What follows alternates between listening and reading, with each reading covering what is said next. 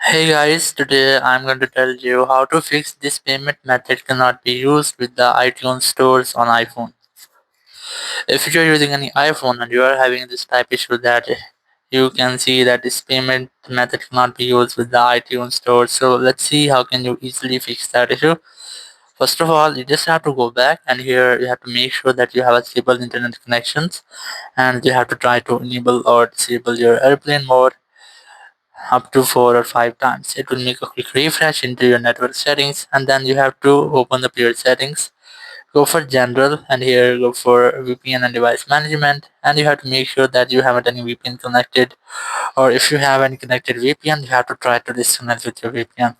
And once you have disconnected you have to simply go back and here open general section again and you have to go for transfer or reset iPhone. Tab on reset network settings, and here you have to enter your passcode to reset all of your network settings. It will not delete your data, so you can easily try this. And once you have reset all of your network settings, now what you have to do, have to simply open up your app store and here tap on your profile in the top right corner, then tap on your Apple account.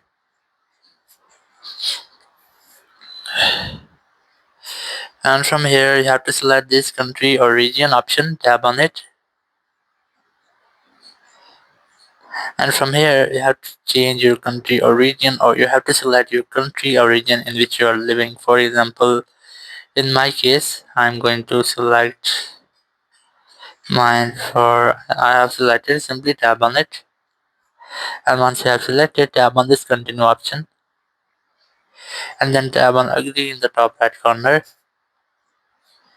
And here you have to enter the details which include your credit card or debit card details. You have to enter your numbers and all of information about your debit card or credit card. And once you have that, you have to simply tap on done option, and after that you have to retry and your problem will be fixed. So in this way you can easily fix the issue that this payment method cannot be used in iTunes store. Thank you very much for watching the video. Until next video, bye bye.